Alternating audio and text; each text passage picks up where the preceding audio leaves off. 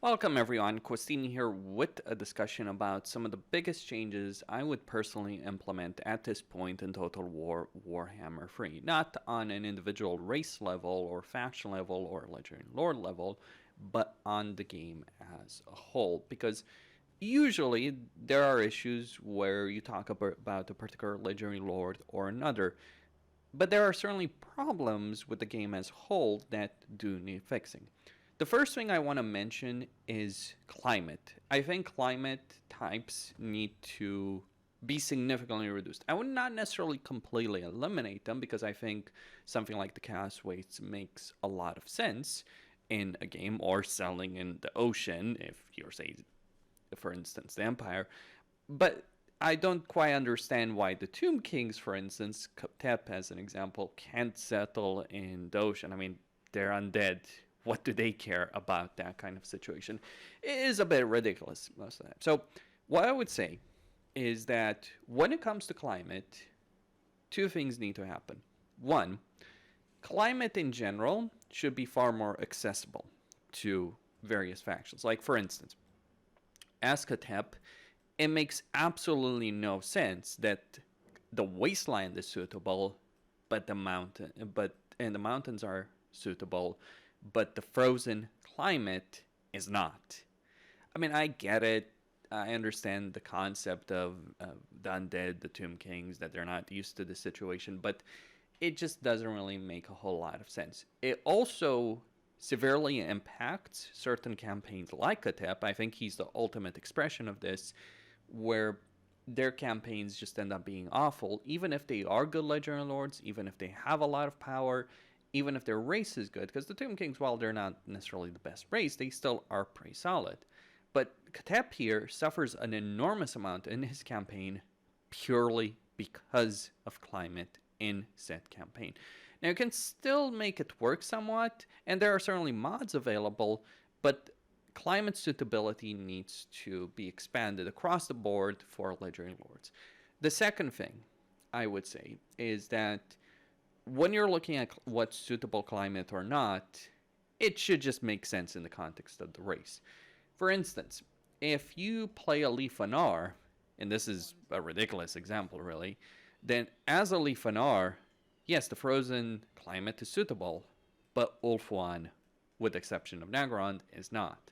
Ulfuan will be considered unpleasant climate. And that to me is just absurd for High Elf to have unpleasant climate. In fact, I would say it's absurd for a lot of people for Ulfuan to be unpleasant climate, because Ulfuan is supposed to be a paradise on Earth, more or less. So humans, dwarves, human dwarves, and especially High Elves, for which Ulfuan was designed, lore-wise, should all have Ulfuan being suitable. Now, I understand the climate has been used to kind of control campaigns, but given the very large number of Legendary Lords at the moment, I think that the system that Creative Assembly implemented in Warhammer 1, expanded in 2 and 3, just doesn't make sense in the game anymore. And there's a lot of campaigns that do suffer or get pushed down very unfavorable routes. A great example of this is Kislev. Kislev is supposed to be the bulwark of the North, but if you're playing Kislev campaign, the worst thing you want to do is actually defend against the North, because the Chaos Wasteland is uninhabitable. It makes sense for it to be uninhabitable for them, though I'm not quite sure why Norska is Chaotic Wasteland when it shouldn't be Chaotic Wasteland. I think all of Norska should be frozen territory, because how do you think life survives there? Yes, while it is harsh, there is still life there. The Norscan tribes are still men and women. They're not demons. Sure, they worship the chaos gods, but it's just an example. So I think, like, you need certain parts of the campaign map to be remain. Like, Norska is the biggest example of this, but you also just need a lot more climate suitability across the board for various races, with the exception of places like the Chaos Wastelands, and maybe, the deep desert and the ocean. Though, ocean-wise, we're obviously only really talking about the Galleon Graveyard over there. Jungle would be an interesting one to talk about, but it should be race-wide, and certain factions, certain specific legend lords should have an exception, based on their campaign situation. Like, if you're Grombrindal, of course, right? Then you do want territory to expand in. And by the way, one of the problems in Grombrindal's campaign is he actually ends up running out of territory eventually in his particular campaign. And this happens more often than not. A campaign, even for an amazing legendary lord, can be completely ruined by climate. This is a situation Grom the Paunch's campaign. Now, I've played his campaign. It's a blast. I admit that it's a great early game challenge, but here's the problem in encountering Grom's campaign, and this is the reason I've stopped considering him as the best legendary lord for the greenskins, beyond the buffs that Grimgor has in 3.0. It comes down to the fact that while Grom has a lot of power in his campaign, the limited climate is actually going to hurt him a lot, because yes, you can take all of Ulthuan, but then what? You don't actually have territory to expand beyond that unless you're going to make your way from his starting position all the way to the Badlands, which is a pretty tall order, I would dare argue. And also, of course, the entirety of Athaloran stands in your way. A lot of factions do stand in your way. So I think climate suitability should be increased. Like, I don't see why... like, if you want another ridiculous example here, Karl Franz can't colonize mountains. It's unsuitable for him. But Balthazar Gelt, for whatever reason, can.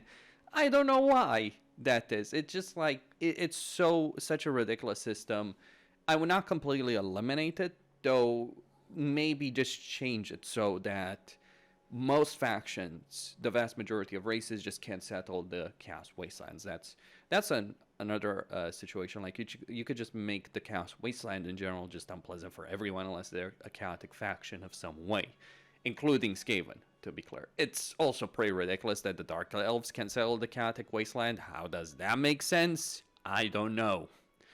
But you want to know why the Dark Elves can be quite a powerful race? Yeah, they can take over all of this territory in their campaigns without punishment. That is silly, I think. Like, it's silly either way you cut it. So that's the first thing. That's the first major issue that I think should be looked at with Warhammer 3 that currently impacts the game. The second issue is income, and there is a great disparity between various factions in the game when it comes to income. Now, I want to emphasize that I don't think every race should be the same, but there is a fundamental problem with certain races in the game, with actually quite a lot of races in the game. I'll give you an example of a really great race, and how it's made significantly stronger than it might otherwise be just because of the way its income works. The Greenskins. The base economic structure of the Greenskins generates 250 income for 250 gold. This is absurdly low. To give you a comparison, there are factions that might, quite a lot of factions that might spend double, triple, quadruple the money and may get less money than the Greenskins do. But that's just part of the issue. It's not just like, oh, the Greenskins just generate a lot of money for their base economic structures. No. Actually, the Greenskin economy is now reliant almost on the pile of shiny stuff. That's more like a bonus, so to speak. See, you're not going to earn the most amount of money through this. In fact, the money you're earning from the shine of pile of stuff, yeah, it's good income. It will help you keep you going. But where the Greenskins excel when it comes to their income is not that at all. It's not this that makes Gremgor a tide of biblical death and destruction.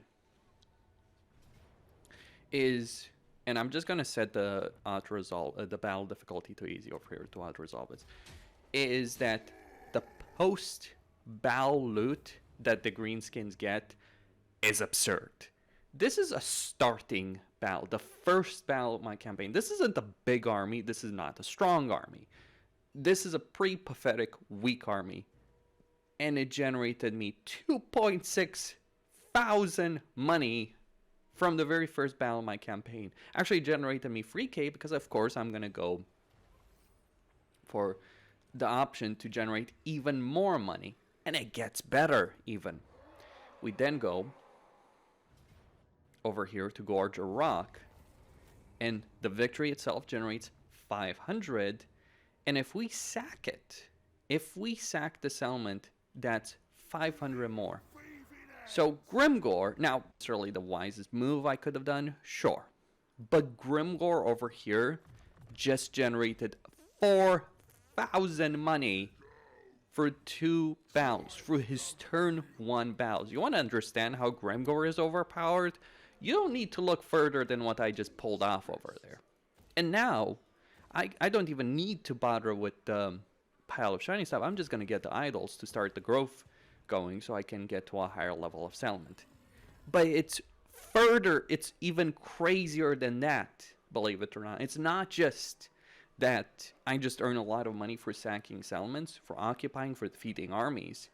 It's more insane than that. Yes, even more insane. There are ancillaries for the greenskins that buff how much post-battle loot you're getting, how much income you're getting for sacking settlements in general.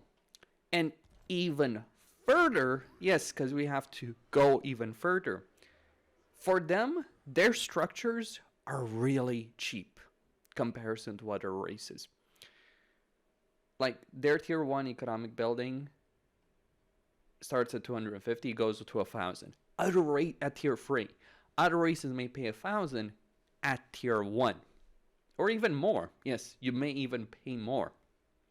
On top of that, they have the raiding stashes, which generate some income from post-battle loot raiding and sacking and looting settlements, and this stacks. Now, I'm not arguing that the greenskin economy should be nerfed. No, the greenskin economy makes perfect sense for them because they cannot trade with factions. Though, of course, this is obviously going to limit diplomacy with other factions. It's going to put you in trouble. It's not like there's just only benefits for the greenskins. Not being able to trade with other factions is actually a significant downside. But right now, and not just the greenskins are probably one of the ultimate expressions of this, but the greenskins, the dark elves, the warriors of chaos, the vampire coast, and on and on and on. There's a lot of races in this game that earn biblical sums of money for looting and sacking settlements in the game. And for post-battle loot in general. To the point that your income over here could be completely run at a major deficit, and you could keep going as long as you're winning a battle. Like, think of that. Just think of that situation. Earned, like I could be right now at the minus 3,000 deficit, and as long as I fight a battle 1 turn, that is enough to keep my economy afloat. Keep in mind the settlement here of Gorger Rock is a tier 1 settlement with absolutely nothing in it. In comparison, a race like Dwarves might earn something as pitiful as 100. That is pathetic in comparison. Now, people could say, well, trade works. But the problem is, 1, Warhammer 3 is very focused on the early game economy. 2, more importantly, trade, while it works, it takes time to build up. It requires structures, resources, and it won't generate as much money. That's the simple reality of it. You will have more cash playing as a race focused on looting and sacking than a race that has trade resources and can get trading partners. And trade obviously relies on diplomacy, so not being reliant on another faction or other factions staying alive is actually going to make your life a lot easier. That's the reason why races like the greenskins work. Now, it's not the only way to do it. The high elves actually work incredibly well in the campaign. In fact, they have one of the best economies. But here's the thing, even the high elves generate a decent amount of money for sacking and looting settlements. It's the races like the Empire and really the dwarves that suffer the most from it. So I think some kind of balance needs to be added to the game with regards to the economic potential of every race. Now, I understand the mentality perhaps like, oh, the greenskin should be a tide of death and destruction. But the thing is, the greenskin units, while certainly should be cheap, and they are cheap, that's another thing. It's like their structures are cheap, their units are cheap, they're cheap to build, they're cheap to maintain.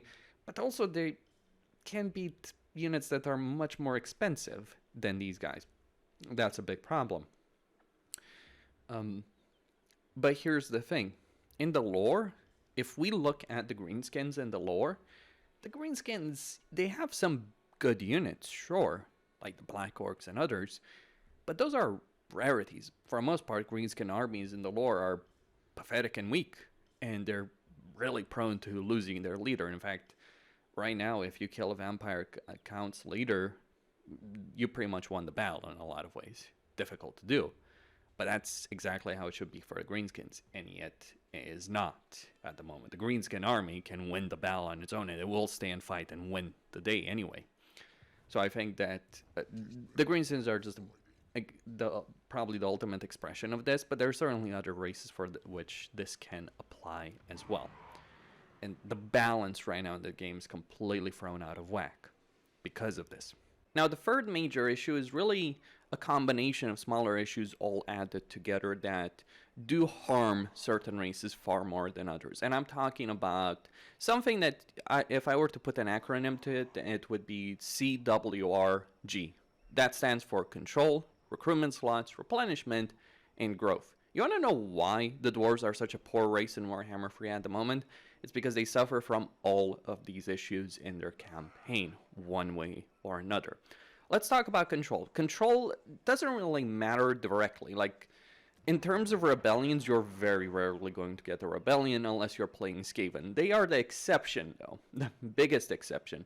Most other races, the vast majority of races in the game, like 90%, 95% of races, will almost never face a rebellion unless you deliberately spark one by looting on occupying settlements, which you can obviously do with a lot of races.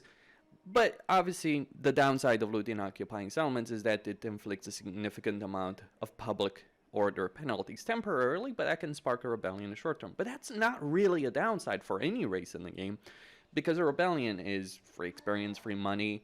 And look at the dwarves, even the dwarves. If you are to get a rebellion as the dwarves in the campaign, that's not really a problem in that campaign, because a rebellion will give you a field battle to fight, which will give you campaign resources. It will give you, for instance, as the dwarves, it will give you oath gold. If you're playing high elves, it will give you influence for the post-battle options, slaves if you're the chaos dwarves, or the dark elves. So really, a rebellion is not the downside. The problem, however, with poor control is the negative effects that you get in the provinces.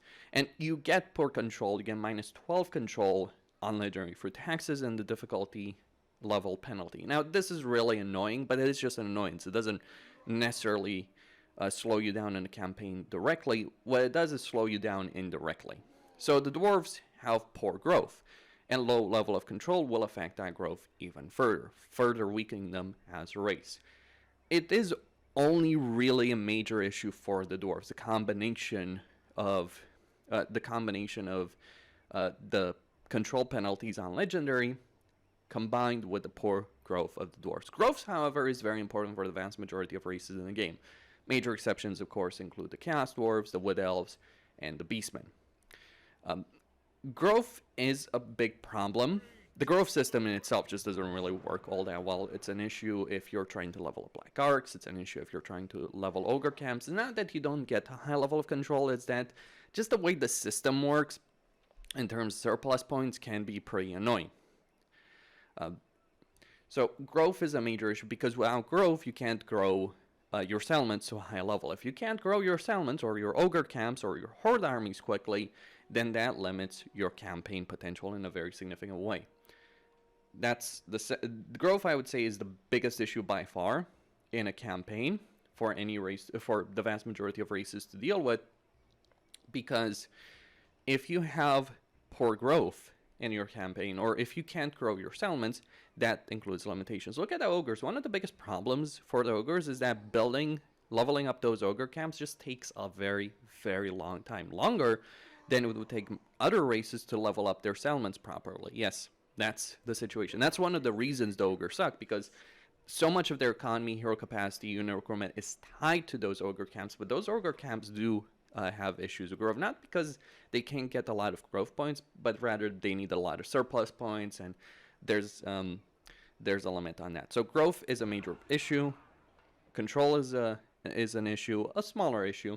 What about recruitment slots? Well, this depends on a race basis, but look at the dwarves. They only have 2 recruitment slots, and that does cause severe issues in their campaign. Now, they're not the only ones, of course, with only 2 recruitment slots by default. Other races can have that. The wood elves can have that. Even the beastmen can have that. But here's the thing. The beastmen have limited armies. The wood elves don't care about expanding across a lot of territory.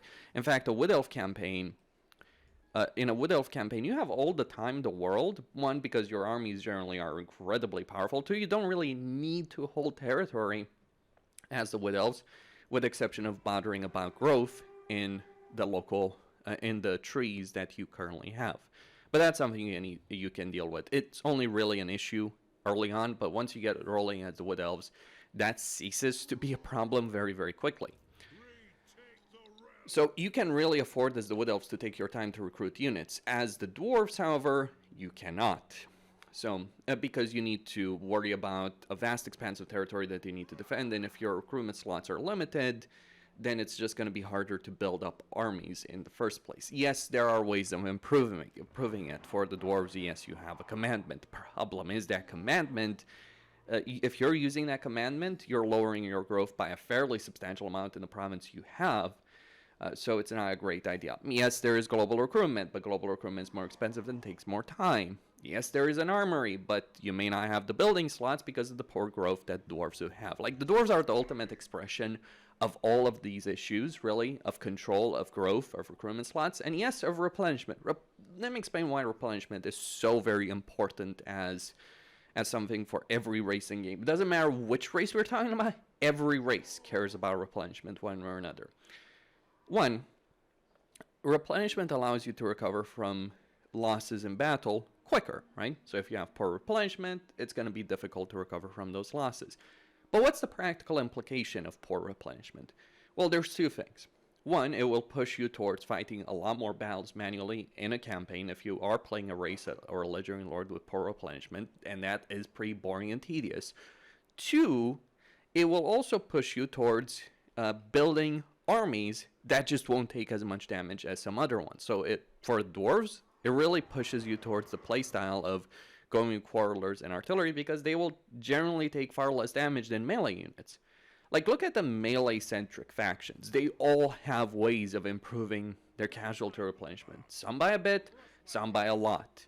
But all of them don't struggle with casualty replenishment.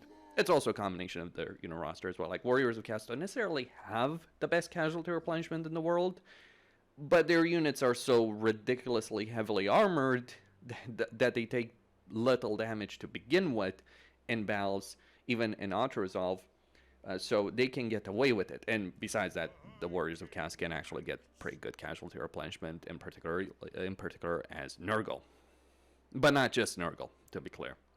Like, all of them can get pretty good casualty replenishment. It's just Nurgle has the highest of all of them. But basically, the major issue of control, recruitment slots, replenishment, and growth, like, there's a great imbalance between races on this. Now, this is not to say all races should be the same. I disagree with that sentiment completely. But I think that, one, there should be more balance between races in the game. This is a fundamental game design situation where if races have poor replenishment, poor growth, poor control, limited recruitment slots, they're going to suffer versus races that don't have those issues.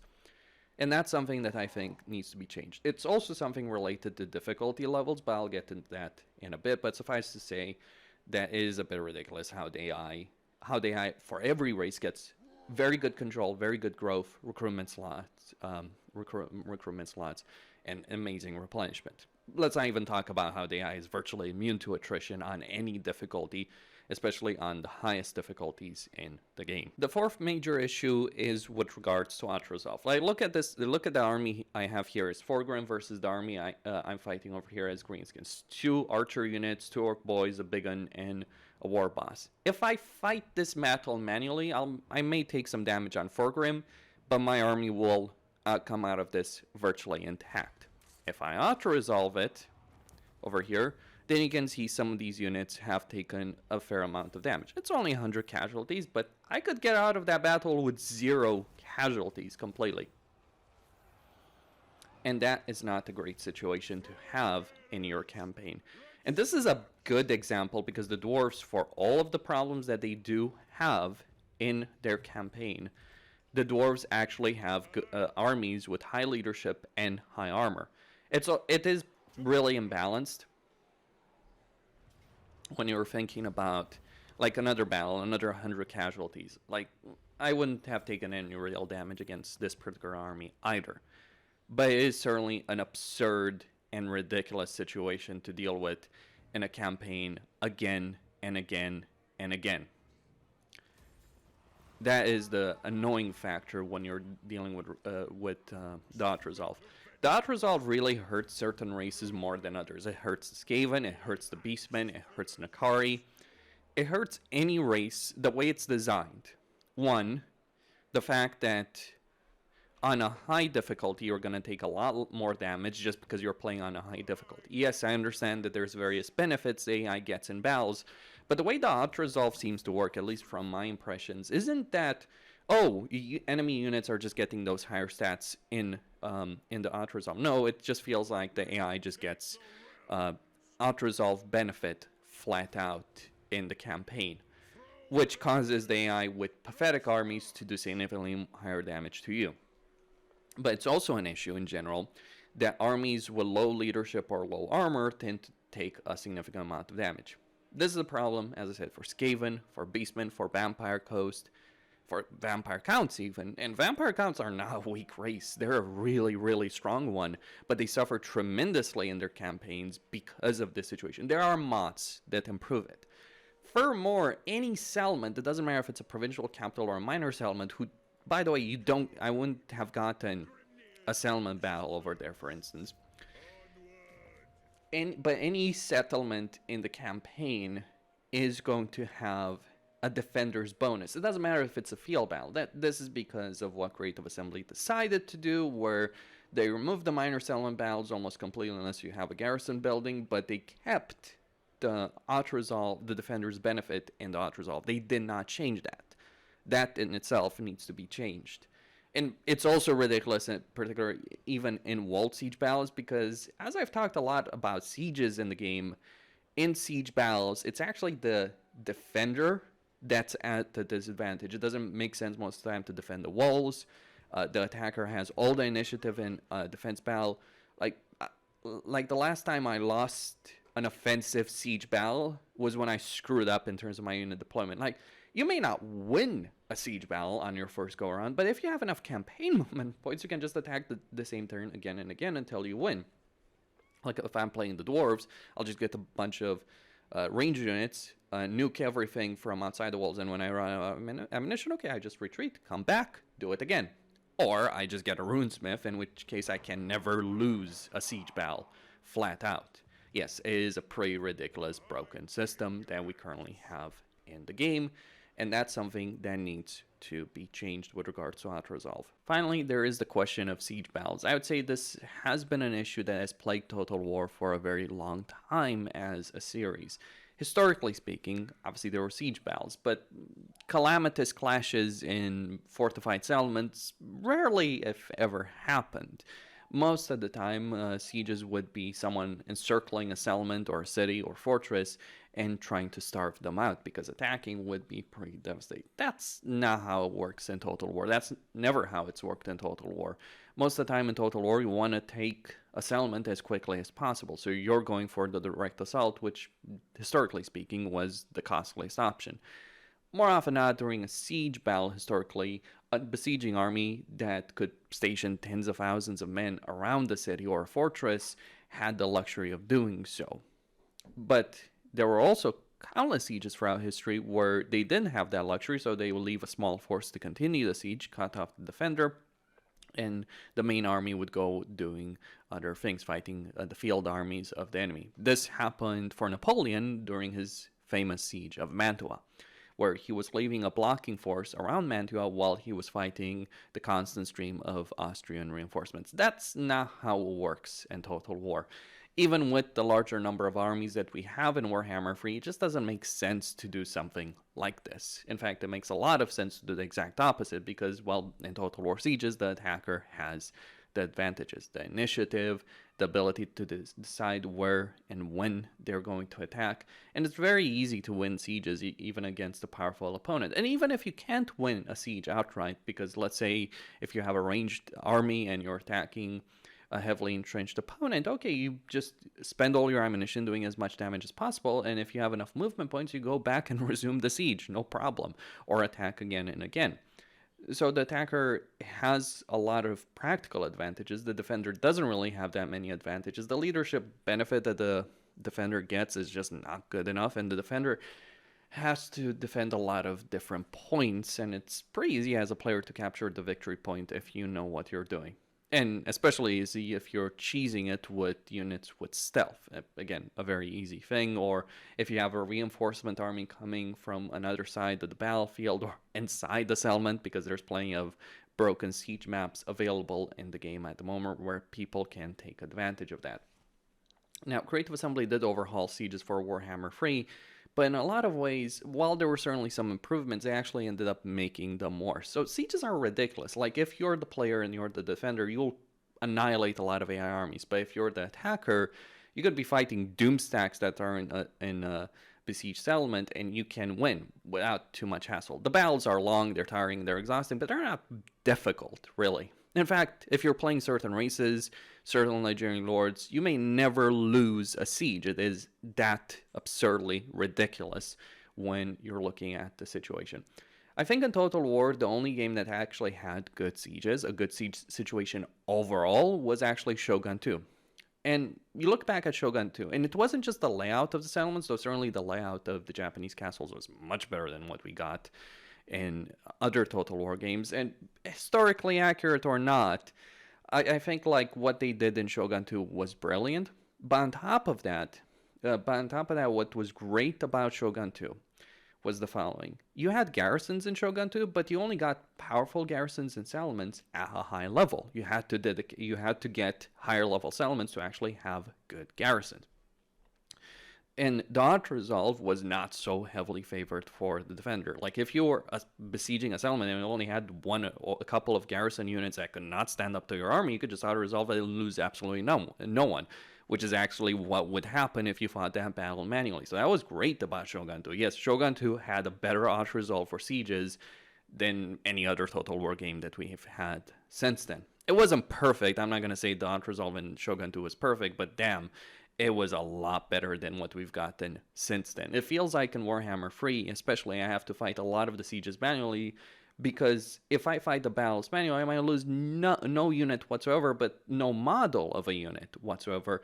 But if I'm auto-resolving, I might lose half my army. This does tie in the auto-resolve situation, but it is a larger problem. And they're just not fun battles, to be honest with you. It's just not fun dealing with the garrison after garrison after garrison. So I think there's a number of things that need to be changed, not just the layout, the settlements, the constant buildables. The barricades really make the situation annoying. Not the towers. I don't care about the towers when I'm attacking a settlement. I flat out ignore them most of the time, or I just kill them with range units or flying units very, very quickly. No, the constant barricades that enemies could move through just make the situation really, really frustrating. Now, Attila had buildable barricades, but you could only build them at the beginning of battle. The constant rebuilding tower defense minigame that they've created since then is not great. And honestly, the buildable towers look like trash as well. I really don't like they completely ruined the aesthetic. Again, there are mods that fix this, but no mod can fix the fundamental dynamic. We have to take settlements. But every settlement has a garrison, and that garrison, because of auto-resolve situation, and because that garrison, even at a level 1 settlement, may have quite a few units, that garrison is going to do some damage if we auto-resolve it. So we have to fight more manual battles.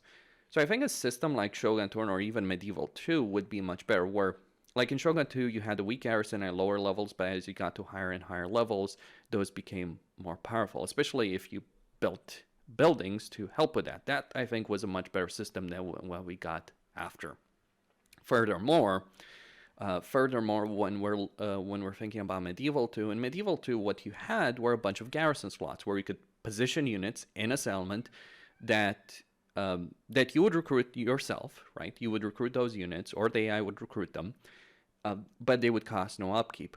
So I think that made campaigns a lot better than they ended up being further down the line with the way garrisons work. Now, the introduction of really powerful garrisons in Total War, when they were originally introduced, that was a good decision, or we thought at the time, because this was also introduced, I believe it was Rome 2, where we started seeing really powerful garrisons for settlements, but that kind of worked out because we also got limited armies in Rome 2. We got the requirement that a lord or a general needed to lead an army, so we ended up having severe limitations on how many armies we could have. Then we had supply lines.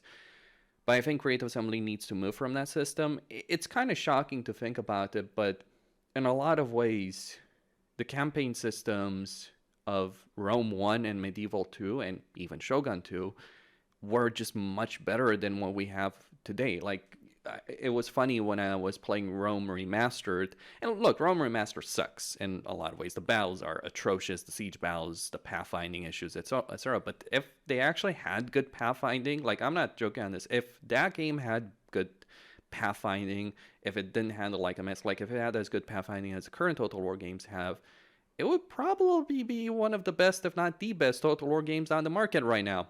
That's not a joke, because the campaign mechanics just end up working a lot better. Like, if the AI was also as good as the current AI we have, because the AI is still really, really bad in that game. But if they fix pathfinding and AI, if they improve that, as they have improved in other games, then yeah, the mechanics of Rome Remastered or Medieval 2 would actually hold up a lot better than a lot of the modern Total War games. It was hilarious because Creative Assembly is like, oh, we don't have a lot of the quality of life features that we have in modern Total War games.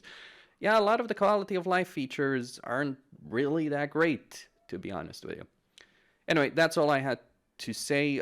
I'd give an honorable mention as an issue to the way difficulty is handled in the game, though I think that might be a discussion for another time. It's not necessarily an issue, it's just kind of annoying because the AI gets a lot of bonuses from the start, and so the AI is always most powerful at the beginning of the campaign, but the AI handles empire building very poorly. So I think what I think needs to happen is that what should happen is that the AI gets more and more bonuses as you progress the campaign. Like, reduce the bonuses early on, give the AI more bonuses as the campaign drags on. Because the AI is poor at handling a large empire, by the way. Like, you could give the AI a lot of territory, you could give an AI faction a lot of territory, and they would actually be very ineffective compared to, like, say, having 3-4 factions controlling that territory and you having to deal with them. That's just my experience with the game for a moment. So, like, I think difficulty in general needs to revamp. Legendary is bullshit. Like, I play Legendary. I've played on Legendary since Shogun 2 when it was introduced. I would not play on another difficulty because it's easy enough to steamroll on lower difficulties for myself, but there's a lot of bullshit. The autosave system is not great because it causes lag and stuttering whenever you go into a battle. Or when you're approaching an army, it's annoying. The limited camera is annoying in battles. The limited information, like, it's not making the game harder. To be clear, we can win everything. It's just annoying, annoyance after annoyance after annoyance. But playing on lower difficulty is pathetic. I think that the way Creative Assembly does difficulty needs to change because the system we have right now is completely outdated. Like, it's the same system we've had actually since Shogun 2, refined, if you will, quote unquote. And Rome 2. What did we get in Rome 2? Well, when they fixed, quote-unquote, Rome 2, and I don't think they really fixed it that well, but when they fixed Rome 2, they added the public order penalty for Legendary. Yeah, that got added in Rome 2. Great change, really. But I think Creative Assembly needs to change the way difficulty works. It is ridiculous that this game series has so many difficulty levels. And I don't think, like, if you're playing on lower difficulty, the AI should be so passive and pathetic compared to higher difficulty levels, but that's a different discussion. Questine here, signing out. Don't forget to subscribe, like, and enable notifications, and stay tuned for more.